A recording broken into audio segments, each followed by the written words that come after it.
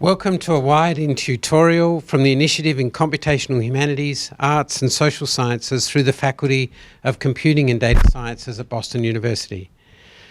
Professor Cathie Jo Martin is in the Political Science Department within the College of Arts and Sciences. Dr. Martin has written on a variety of topics, including the politics of human capital, corporate taxation, and, most recently, public education.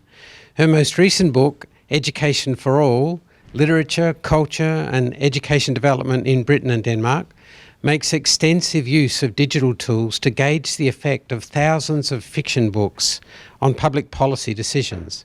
This novel methodological approach uses computational analysis to bridge literature and political science in order to analyse trends in European educational culture.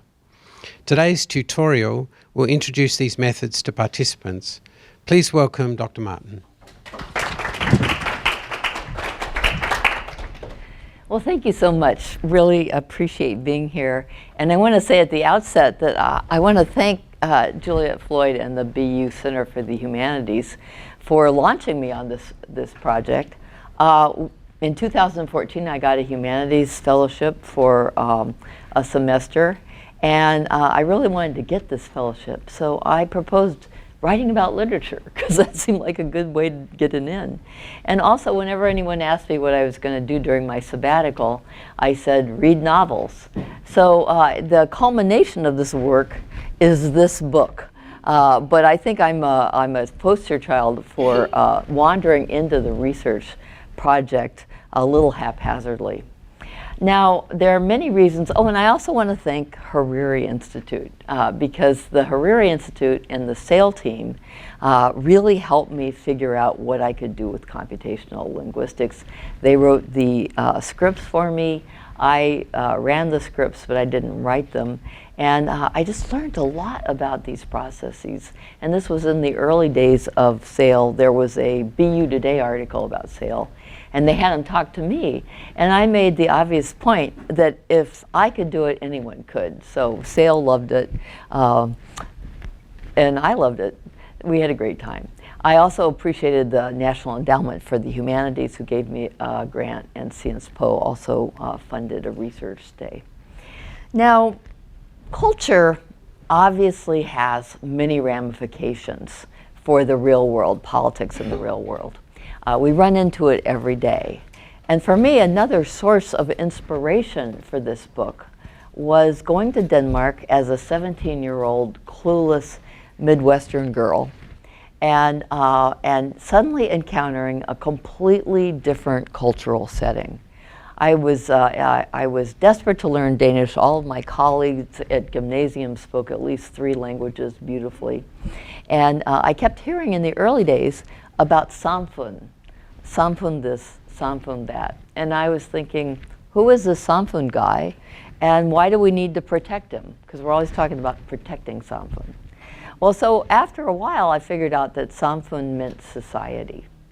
And what was so interesting to me is the Danes talk about society in radically different ways. It's like an anthropomorphic way.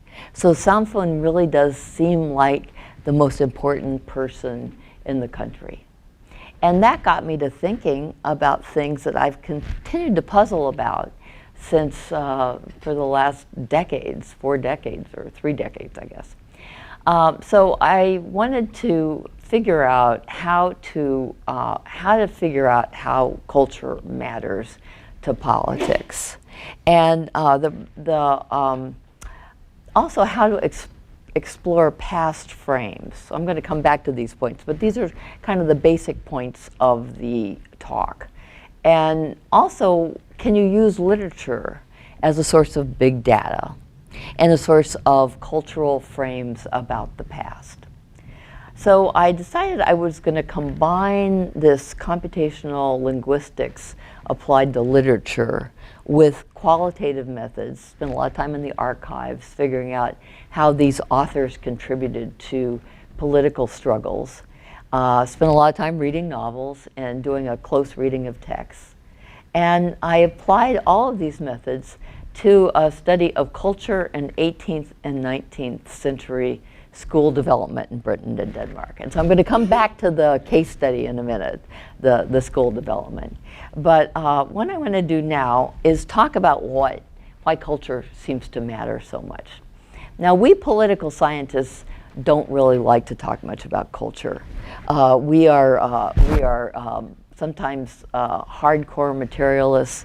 One of the usual suspects in cross-national differences has to do with economic change and industrialization, these broad systemic changes that create a functional need for certain kinds of institutions.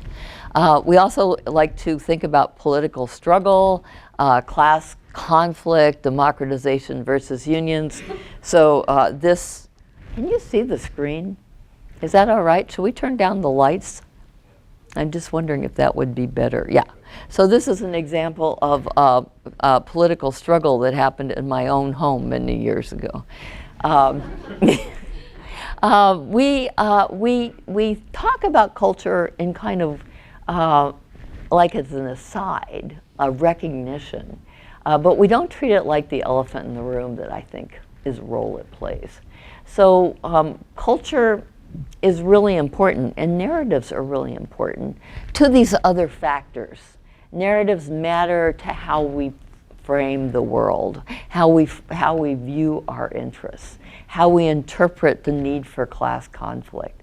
And just an example of that, unions matter, but it's not clear how they matter. So one way they might matter is to take on capitalists and fight them, and that's what you see in Britain, for example. Big love of conflict in Britain that goes way back. Another is to coordinate with large employer associations. And that's more of the Danish story. So in Denmark, you have all this industrial relations cooperation and labor peace.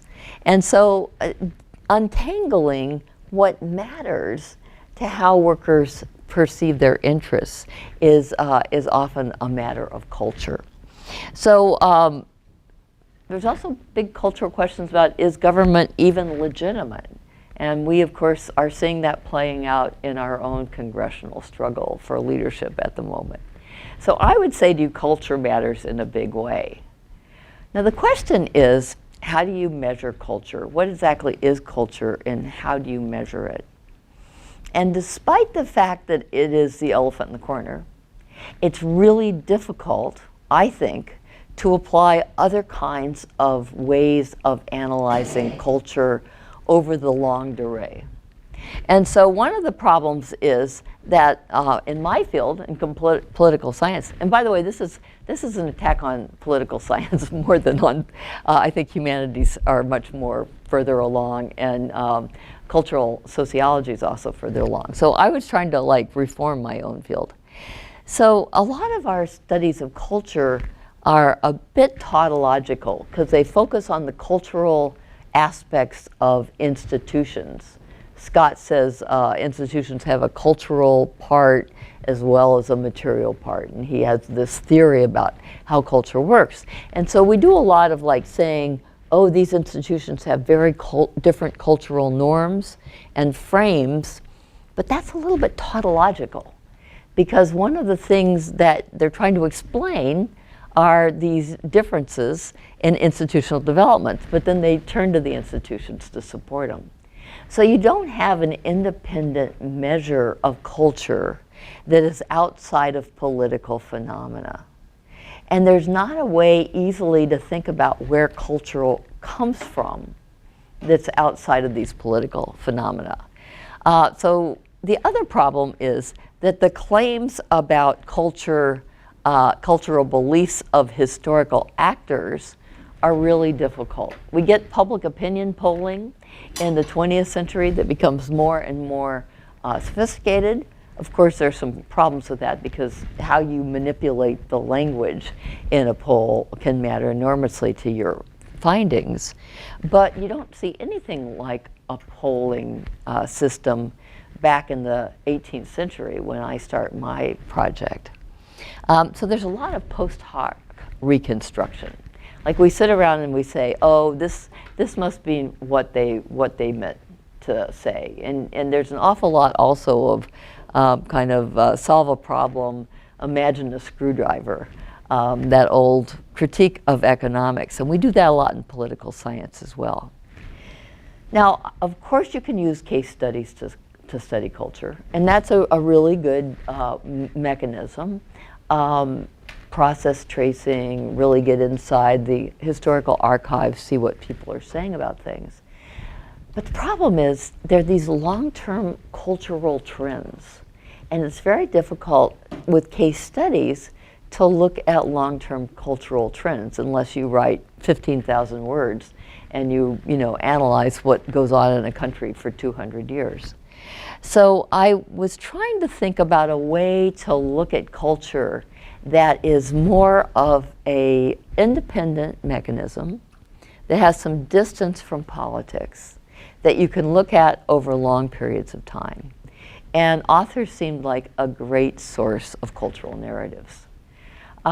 So literature is important because it lets us observe cultural narratives in the moment. We don't have to go back and say what Dickens was thinking. Of course, we can debate what Dickens was thinking, but all we really need to do is go back and look at his words and look at the words of all the other people that are writing, contributing to the corpus. So computational linguistics is great at letting us look at long-term trajectories in culture and also differences across countries, which I think is a special benefit of this kind of analysis. Because you can see how countries, even when they have infighting amongst themselves, they often play on completely different playing fields. Like they argue about completely different issues. So the left and right in Britain, as I'm going to show in a little bit, people generally agree on their assessment of poverty in the late 18th and early 19th centuries. Even the social reform novelists buy into these Malthusian ideas about overpopulation. They wring their hands and worry about overpopulation.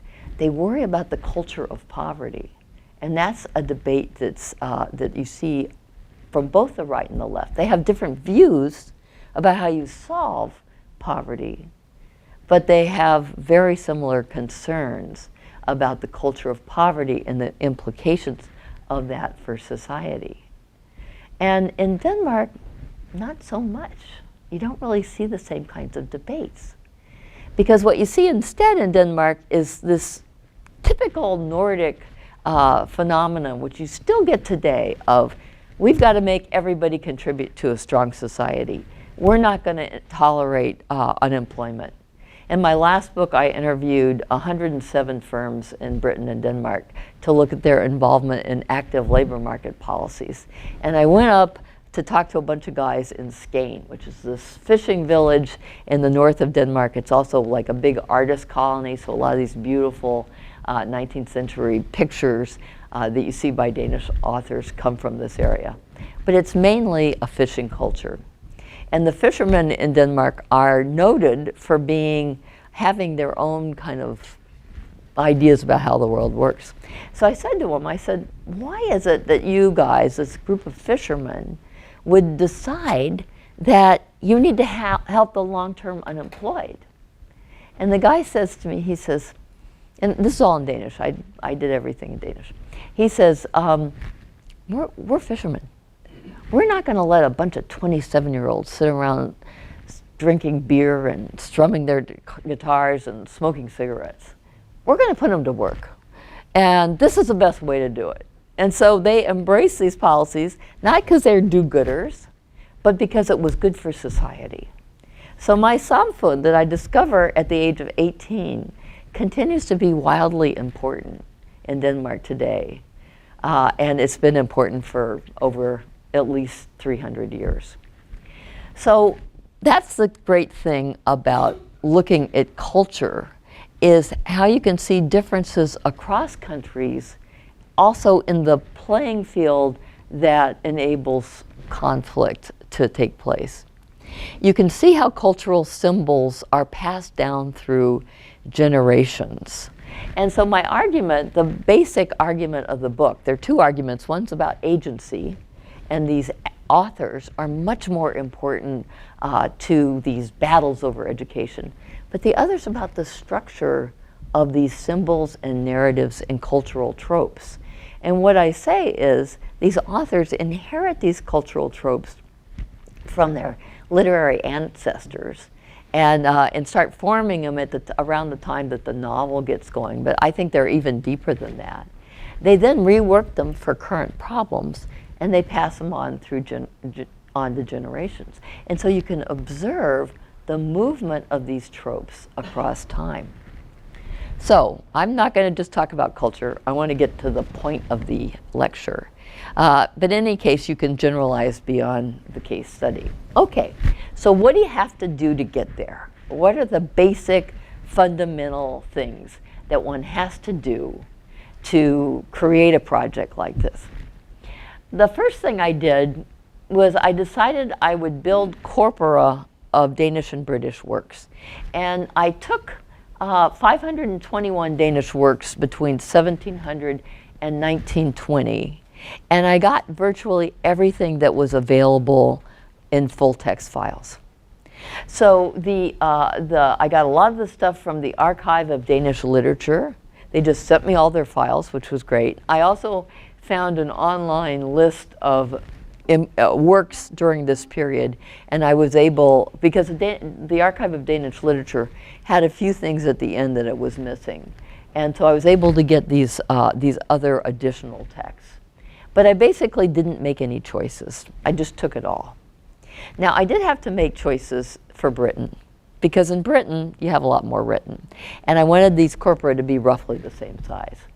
So what I decided is that I, Cathie Martin, was not going to try to impose my worldview on these choices. I was going to defer to experts as much as possible.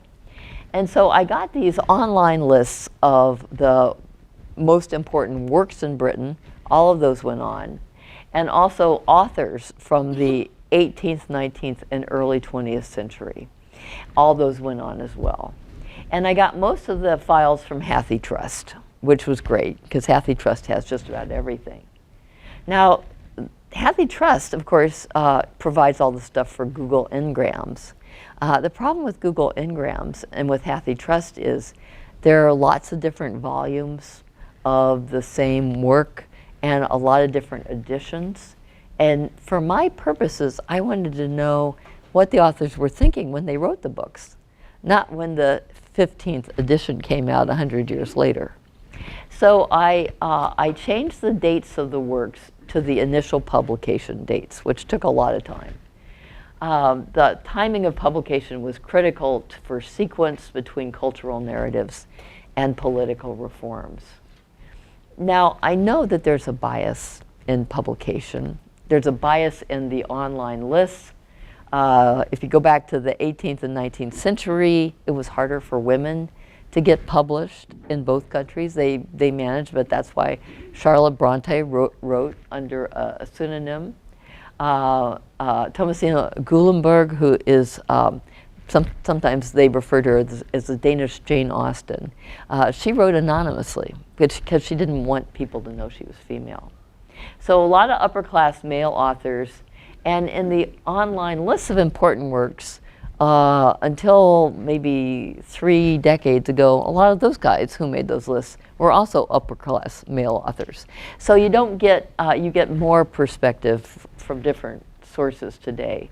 But I recognize the bias, but I figured out it was better for them to make the mistake than me to make the mistake. So I tried to defer to experts to avoid additional bias. And I just want to show you what, this is a JSON file.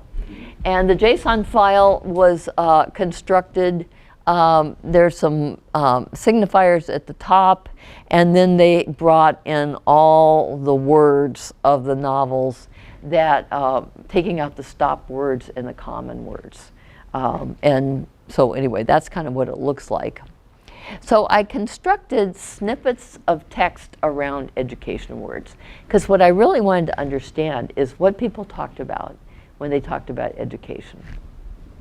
And so I took 50-word texts around the education words after I stemmed the corpora and took out stop words.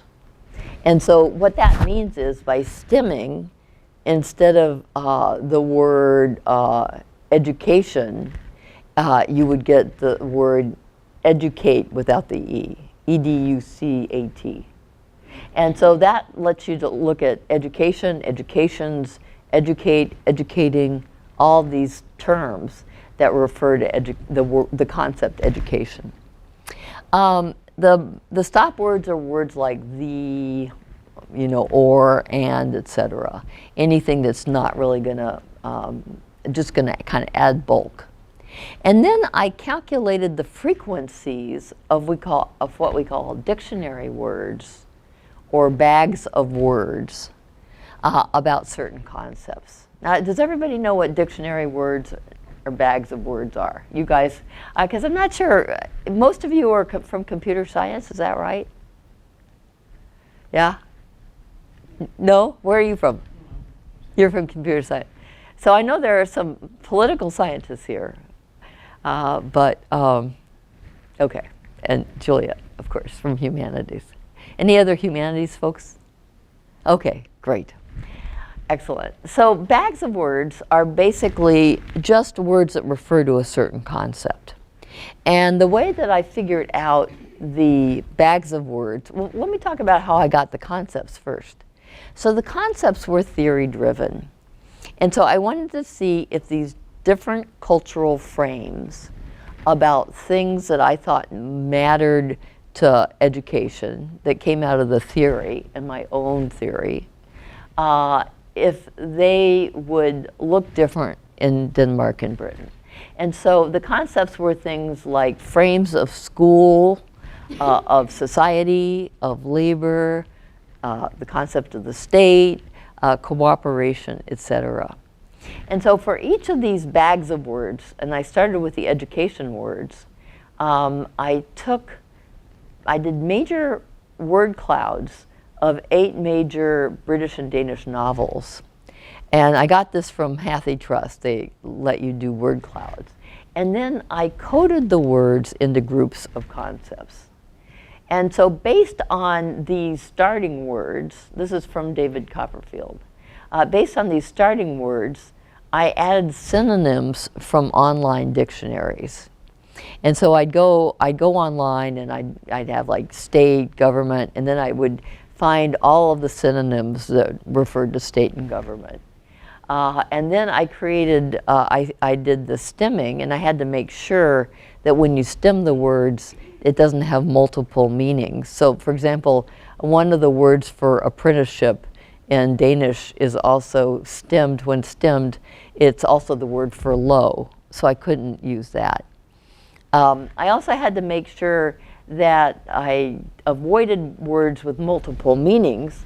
So society in Britain during the 19th century always refers, almost always, without fail, refers to high society and the elite, the noblemen, whereas society in Denmark refers more to this concept of samfund.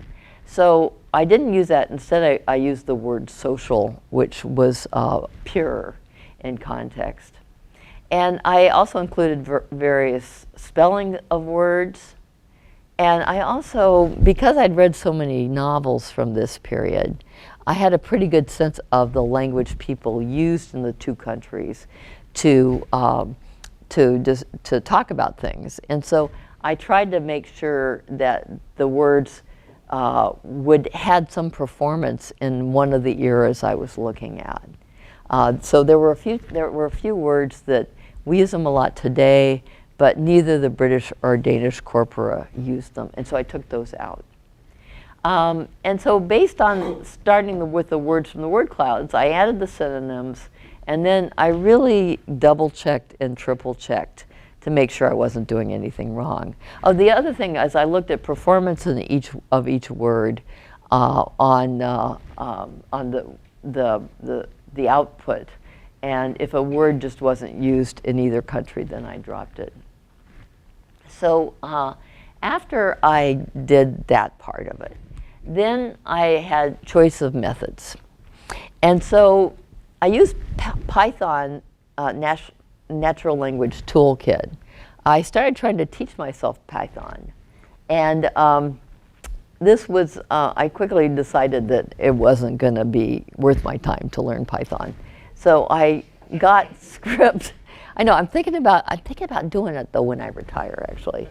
I got script written by the folks at SAIL, Ben Gitchell, Andre Lapitz, and Frederick Josens. And they were terrific to work with because they just answered all my dumb questions. And I just, at that point, and I know this is continuing, Cathie, the SAIL people, the Hariri Institute offers these seed grants. So I got $25,000 and then another $10,000. And so I felt like I was being really taken care of well by these guys, especially when I asked them questions. So they wrote the script, and the first script we used was a supervised learning technique to try to calculate word frequencies. Now you might wonder why I would use supervised learning instead of unsupervised learning. Anybody have thoughts about that?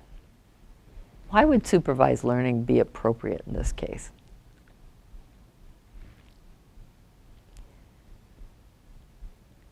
You computer scientists just love to hear yourselves rattle, right?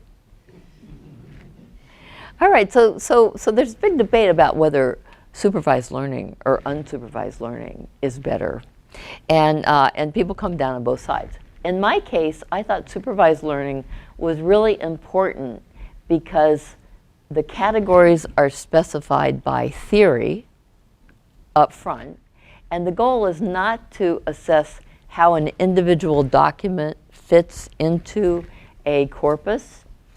It's rather to measure these variations in concepts between the two countries. And so I had this whole theory about what I should expect to find. I was specifically doing theory testing. Plus, there was no overlap in the corpora because they're in different languages, right? And they're from different countries. So it was a great chance to use supervised learning in a situation where there weren't a lot of downsides to it. So I wanted to measure cross-national and temporal differences among works that are pre-sorted by country, language, and time. The other thing is supervised learning is great for analyzing novels. Because if you read a novel, 80% of novels seem to be about love or murder, really. I mean, there's some strong themes there. And I wasn't really interested in love and murder. I was interested in the ways that they referred to education. And I like to say that my approach to this, I love when I look at a painting to look at the background and not pay as much attention to what people in the foreground are doing. And because the background is where you really get a lot of the contextual story. And this was like looking at the background. So by getting words that popped up, and they'd refer to school offhandedly. And so a lot of these novels were not about education, but they made these really super interesting assumptions about education. And so supervised learning was really good for a situation like that because you can avoid all those extraneous topics related to plot, character development, and love and murder. Now, I supplemented supervised learning with an unsupervised probabilistic topic modeling to provide a check on the supervised learning. And what was really cool was the topic modeling produced the same kinds of topics as I was finding with the supervised learning technique. And so in topic modeling, as I'm sure most of you know, you specify the number of topics that you want to hone in on in advance. And I would experiment with a number of topics to see which one felt like it was most appropriate. And then the computer identifies the main topics in the passages. And so this topic modeling algorithm allows you to infer the hidden topic structure and to compute the distribution of topics. Now, the topic modeling was also fascinating because they found in the topic modeling that Britain talked a lot about individual character. They made a lot of references to gentlemen, the nobility. There was a lot of reference to developing one's nature. And in Denmark, it was much more about society and the state and these kind of big concepts. And so it really just played right into the argument I was trying to make. So,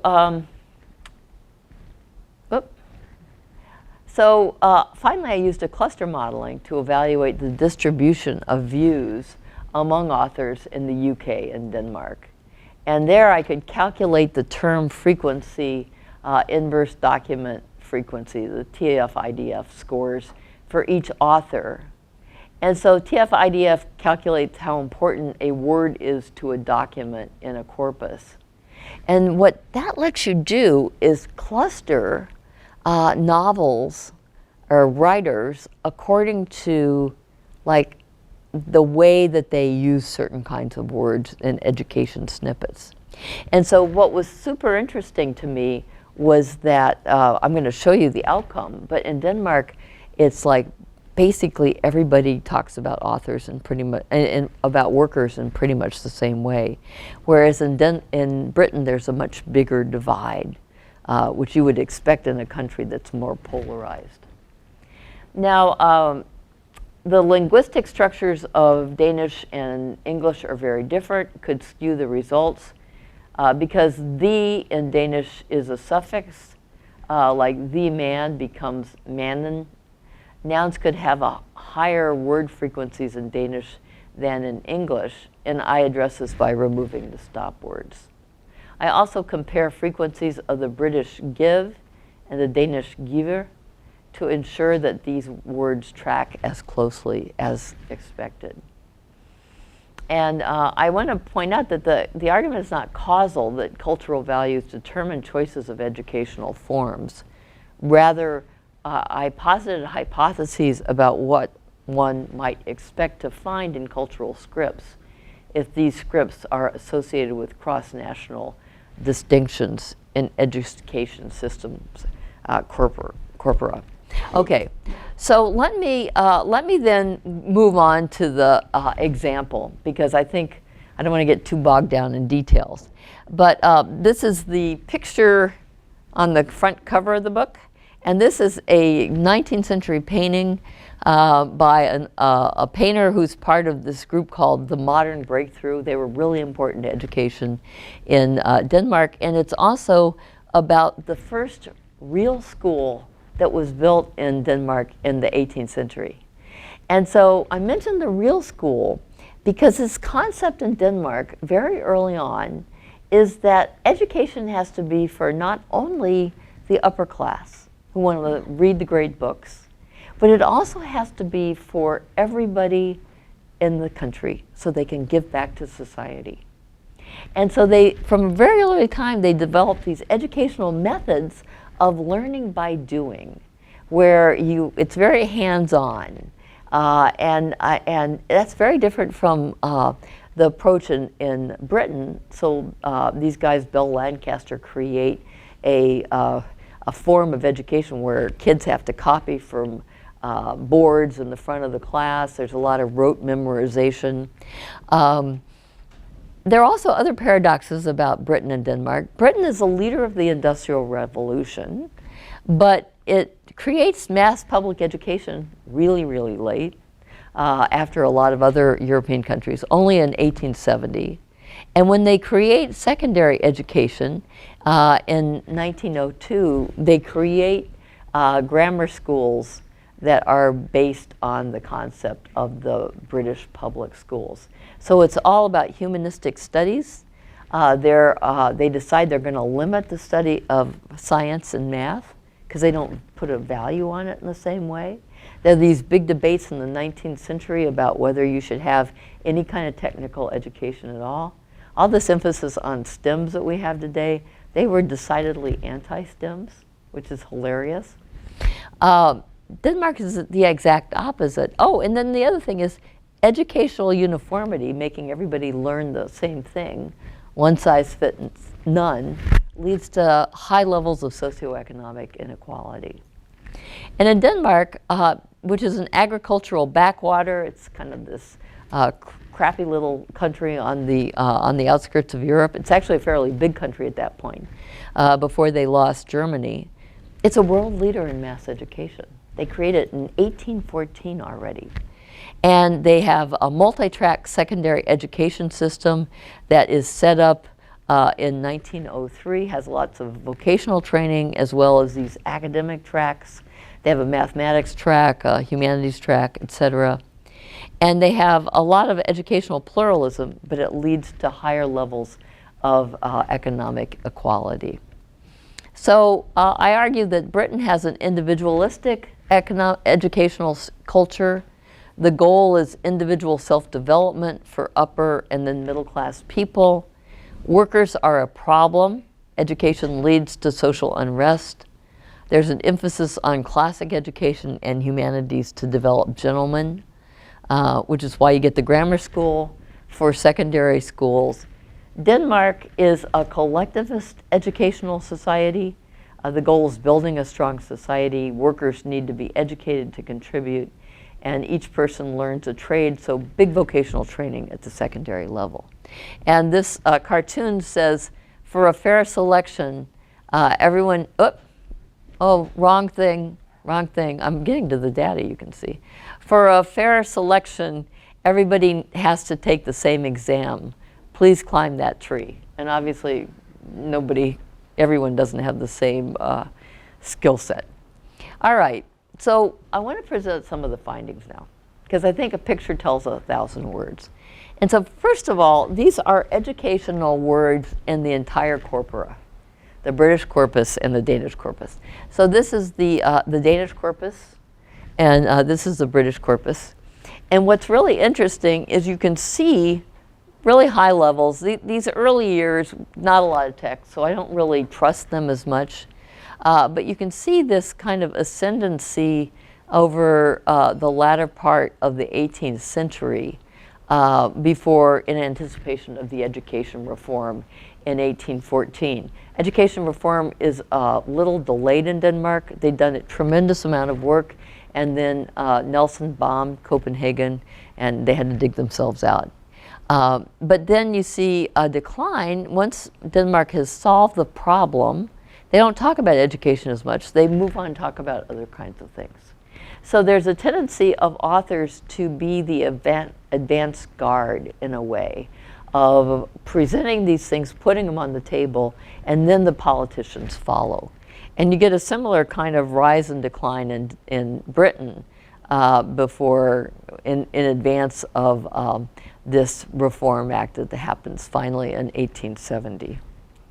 Now, you also see huge differences both in the close readings of text as well as in the computational text analysis between individuals, schooling for individuals and schooling for society. And so John Stuart Mill, for example, talks about education as a mechanism for the cognitive and moral formation of character. His autobiography is all about how his father makes him read great books and how that expands his mind. It's very Rousseauian, this idea of the second discourse where we master these cognitive skills and we come into ourselves, we become these full self-actualized individuals. Matthew Arnold writes that the primary goal of education is not to make good citizens, but to create the best individual. And he's very, very clear about that. Matthew Arnold is a big proponent of humanistic studies. Now, Ludwig Holberg, who is this Danish author who is a bestseller in the 1740s. And a book he writes, Niels Klim, Journey Under the Earth, which, by the way, inspired the Lord of the Rings series. Tolkien was a huge fan of Holberg. And in fact, this planet that Niels Klim goes to is occupied by tree people, which of course then Tolkien picks up. So everybody has to master one skill so that all may contribute to society. And there's a real emphasis on practical skills.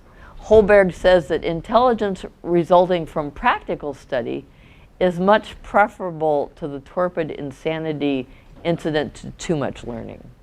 And in fact, at one point, Niels Klim goes to philosopher land where everyone just reads all the time and they're filthy and they're falling down because they forget to eat or take care of themselves. It's a hilarious book. I mean, it's very, very funny. And it's been translated into English. So here you see individualism words and education snippets. So this is Britain and this is Denmark. And you can see that in each period, the individual words are much higher.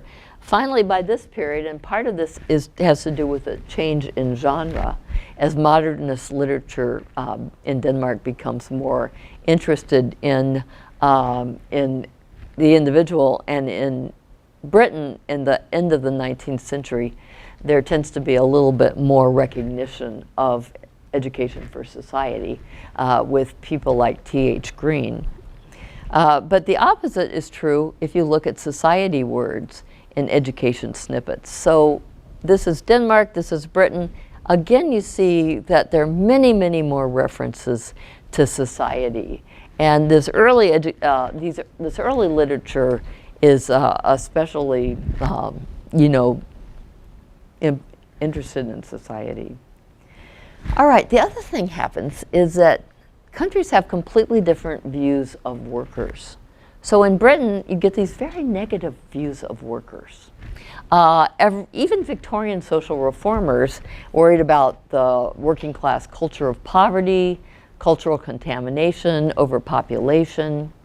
Dickens and Gaskell are famously sympathetic to the tribulations of the working class, but they still worry about a culture of poverty rather than the absence of skills for society.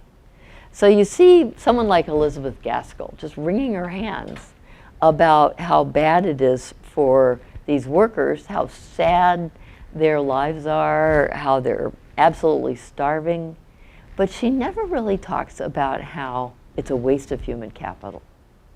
And so this idea of Nordic social investment, which is you invest in human resources and that's going to be really important to strategies for economic growth, that's pretty much absent from the British debate.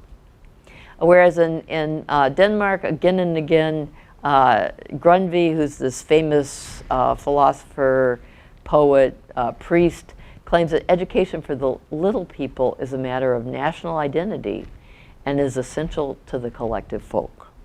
And you get these over and over again. So here are labor words and education snippets. And again, you see Denmark higher than Britain throughout this period. This, of course, is in period when Denmark's really getting industrialized. So I think that's why labor words go up even more. Very big difference. Skill words and education snippets. Again, this emphasis on practical skills as opposed to more philosophical self-development stuff. And at the end of the 19th century, Denmark is really, really hell-bent to develop skills, strong vocational skills, so they can be competitive in world markets. There's a lot of connection in Denmark all along between the cultural element and skills, going back to the Enlightenment. So Darwinism, for example, is interpreted very differently in these two countries. In Britain, Darwinism is about survival of the fittest. In Denmark, it's about, and this is true, this is so wild, that they actually interpreted Darwin as substantiating the argument that cooperation would allow people to thrive. So one's about cooperation and one's about competition. I have some great charts in the book about cooperation versus competition.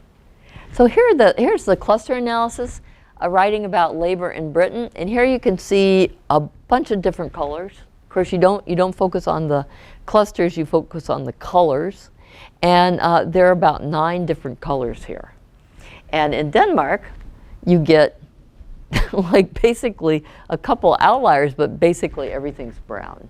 So everything's one color. So it really lets you visualize how much agreement there is in Denmark on the issue of labor, because labor is viewed as so important in education, in terms of education. Just finally, I'll just throw a couple things in about state words. State words are higher. In Denmark at the end of the 19th century, there's a little bit of a drop, there's a big drop off. Part of that genre and part of that is the fact that there's this big push for folk schools and private schools during this period. The folk schools are private schools, so, and I could tell you more about that if you were interested. Cooperation words also are bigger in Denmark. So in conclusion, because I want to leave some time for questions and answers, making cultural arguments about the distant past is more challenging than capturing cultural influences today. And I think that an analysis of literary touchstones and other cultural artifacts provides us with a way to evaluate norms and values in the historical moment. It's like we can transport ourselves back to these moments and we can really capture what's going on. And these computational text analyses are so powerful and wonderful at allowing us to look over the long term and see big structural patterns in changes in cultural icons. So apart from process tracing with case studies, we don't have a lot of tools in political science for measuring historical cultural inputs and views, or assessing empirically verifiable cross-national differences, to look at how cultural symbols and practices transmit across generations, and to explore the interaction of cultural symbols with political institutional changes. We lack broad cross-national data from things like survey experiments and public opinion polls. And social scientists risk making assumptions from the perspective of modern logics. We have a tendency to view things on our own terms, and this threatens to misrepresent historical dynamics. So thank you very much. Appreciate your interest.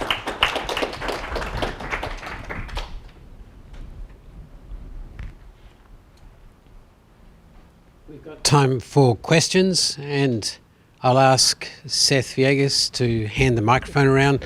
Please indicate if you'd like to ask a question.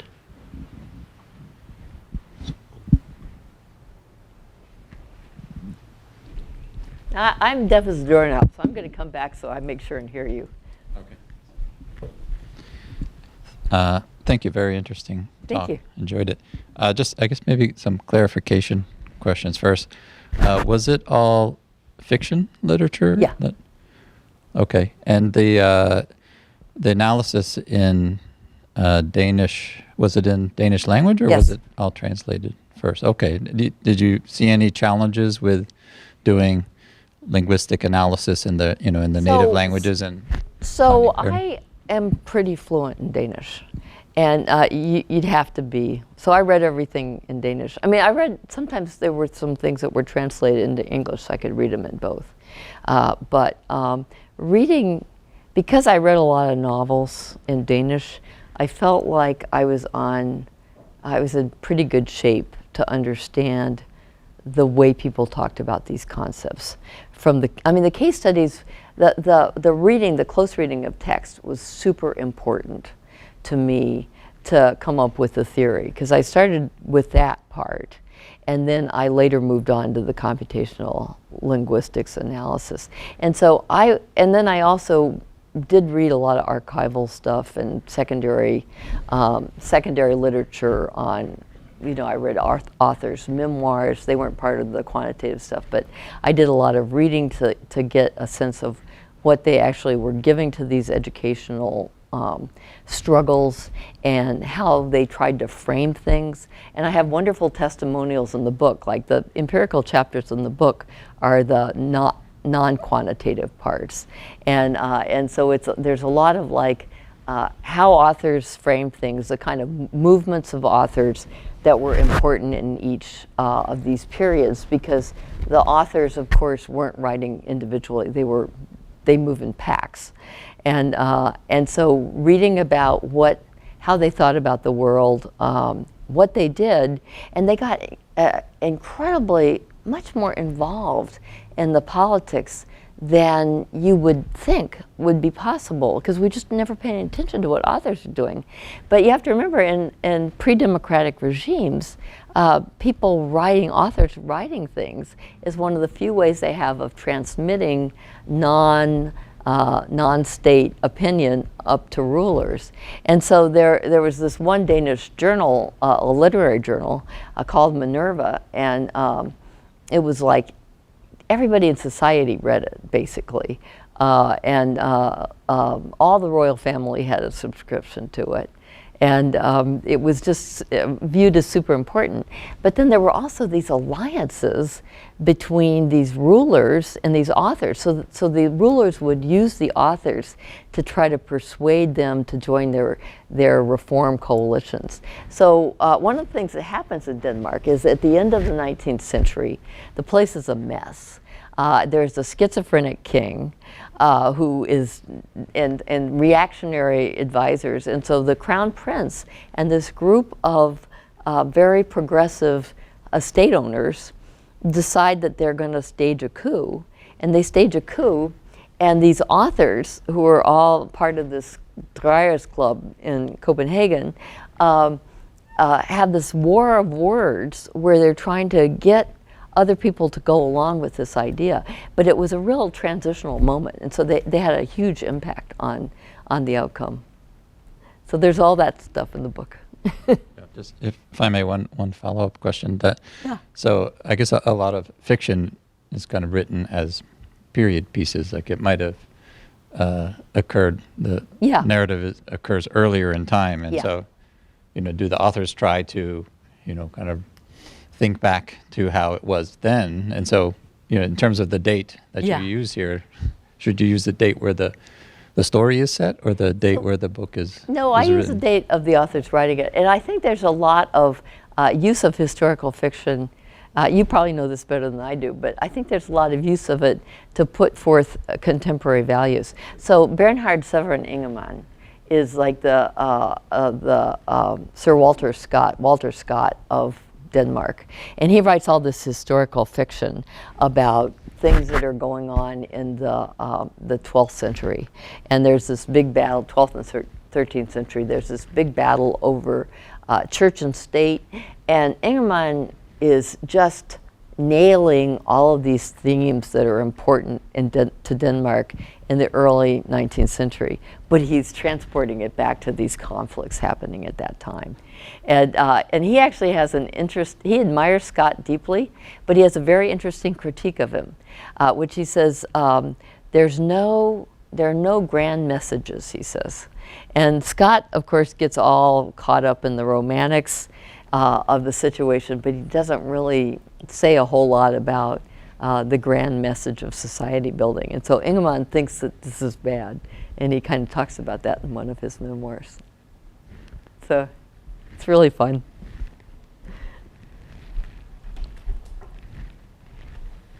Hi.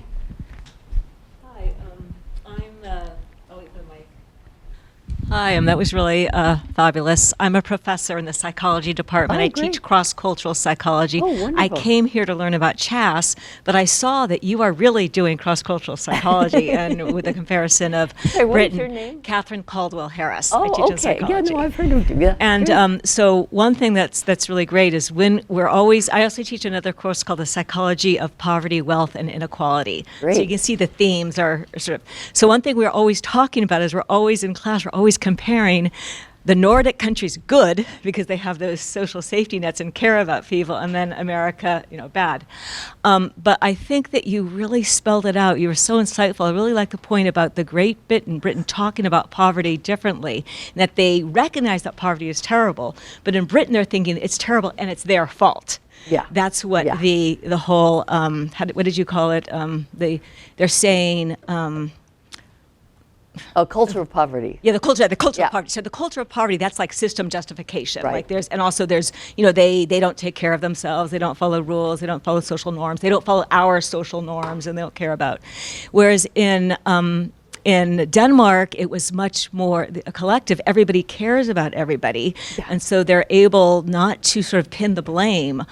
They're not saying it's their fault. Right. And I think that's just very insightful And- for and- me to sort of understand a little bit more of the history of how we got to where we are. So I just want to And thank you for that. the other thing I think is super interesting is that they don't talk about equality at all in the In Brit- in- 18th and 19th in Denmark. Either group. Yeah. I mean, you start getting a little bit of interest in equality toward the end of the 19th century, but that's much more of a 20th century dialogue. It's just all about society. And so in a way, and it's not necessarily that even they're coming from this place of greater caring, because I think these British social reform novelists are passionate about the poor. I mean, you read these achingly beautiful stories, and it just makes you want to cry. But the Danes are like, we're hurting all of us by wasting these resources. And so I think it's this, another part of my book is to kind of think about the essence of social democracy and where it comes from. And I think it comes from this idea of society. And then at the end of the book, the last chapter is a kind of modern look at struggles over education.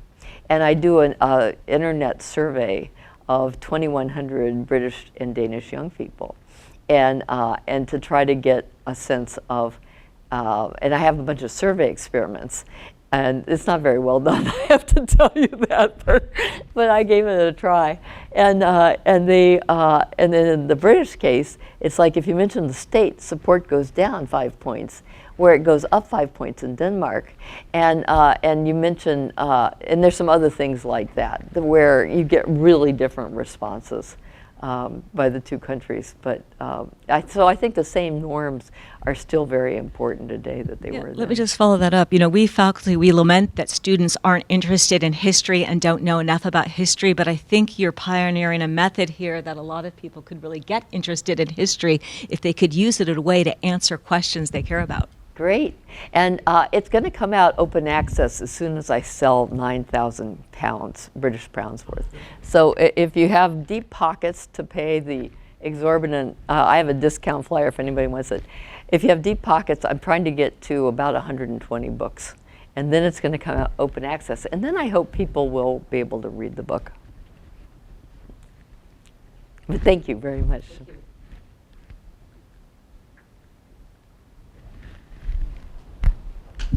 I am Mehmet, a PhD candidate in political science. I have a question about the script that was originally developed. So probably you developed the script over the time after manually checking the things. Yeah. And probably you felt the need to make a lot of interventions. Would you like to learn more about how you improved the script over time, maybe some practical tips? Yeah. So I'm not sure I improved the script over time that much. Although we added we started with the supervised word frequency analysis, and then we added the unsupervised modeling. I tried sentiment analysis, but the problem with that is the Danish language is extremely negative. They have all this passive tense, and they have a lot of double negatives. So the big joke in Denmark is if you think a woman is beautiful, you say, "No, hun er ikke så slim," which means no, she's not that bad. And then I found at one point like an old Viking text or something, and they said the same thing. Oh, she's not that bad. But that's you don't want to be over enthusiastic about Denmark.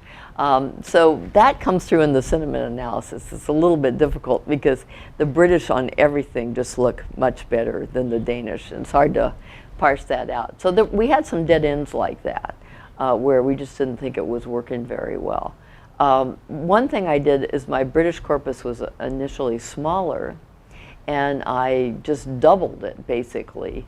And then by just adding more of these, not just the great works, the things from authors, and the outcome was virtually identical. I mean, it was really interesting to me that it didn't change it in any significant way. But I'm trying to think about other things. Oh, and then I kept checking and rechecking words to make sure I didn't have any things. And a lot of Danes read the thing. So that's another way that I had some checks. Plus, my best friend from gymnasium when I was 17 is a Danish teacher at a gymnasium. And so she was very helpful to me in some of the stuff I did. But it was more like I don't think the computer techniques are really very elevated. You know, it's kind of baby steps. But I think the fact that I combine it with all this other heavy lifting helps a lot for the reliability. So to my mind, it's the mixed methods that really make the book believable. Yeah, but thank you. Yeah. I just have sort of vague questions. I'm not in any of these fields, but I wondered. What field are you in? I'm in computer engineering, okay. Physics originally, CDS a little bit. But I wondered what I was impressed that you started by with concepts and a theory, yeah, and then used the computational analysis to shed light on that, yeah, and to see how it evolved. What would discovery look like in this world? For example, could you track associations between words that you've studied and whose meaning and evolution you understand with other words and concepts to get something completely new that you hadn't thought of already? Well, that's really a fabulous question. Not sure I can give a fabulous answer. It's a great question. So there were so I have a mic on me. There were definitely some, I'll just come back here so I can see everybody. There were definitely some things that I became increasingly aware of with time, like the importance of cooperation versus competition was something that I wrote a bunch of articles. So I have one in British Journal of Political Science on, it's called What We Talk About When We Talk About Poverty, that you might be interested in. And it's Britain, Denmark, and France. And so I've done some work with collaborators, but apart from Danish, I don't really, I could probably do okay in French, but I don't feel like I'm good enough in a language. And so I always work with people who are native speakers in those languages. Or Juliet, for example, I could do something with you in French. But this idea of cooperation versus competition, I came to believe over time was a super important aspect of Nordic culture. And in addition to the social investment thing in society, which I had come to sooner, and an emphasis on practical skills, just this whole fundamental idea of cooperation. And so I use the example of James McKay's famous poem about, you say you have no enemies. And then he goes on to say that that's really, unless you fought the good fight, then you're nobody. And in Denmark, they have these constant reminders that they think that conflict is a waste of time. And so that's my own ideas about, like I wrote, my last book was on where industrial cooperation came from. And then that's, the first half was about how it developed, and the second half was looking at the impact on employers' preferences. I just really have revised my ideas about those things. And so it wasn't so much the computational part of it, it was more just the deep study part of it. But I'll have to think about your question about discovery and, yeah.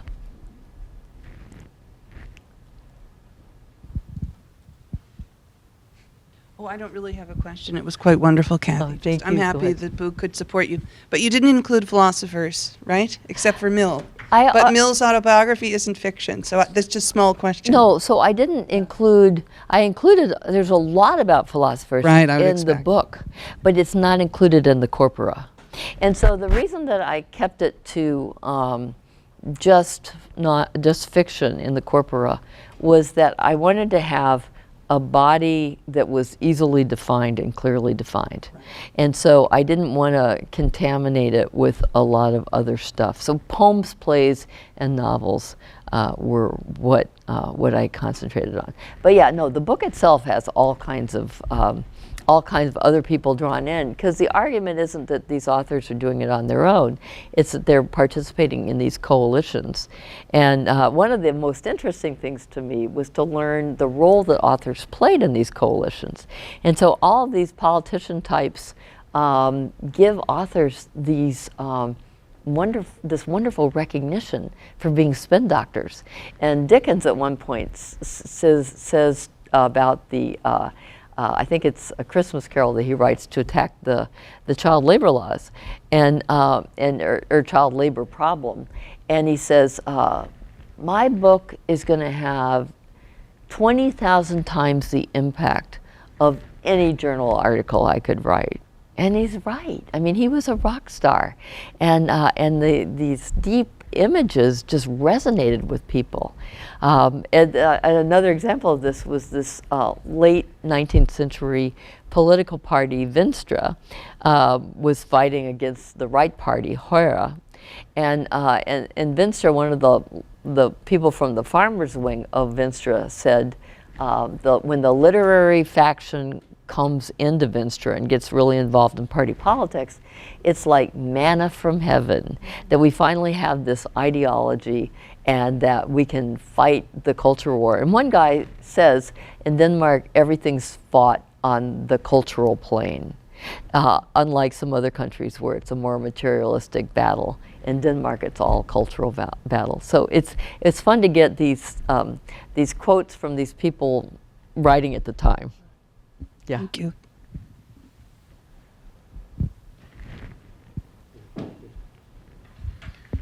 Thank you all for coming today, and this was a great way to kick off this series of CHASS tutorials.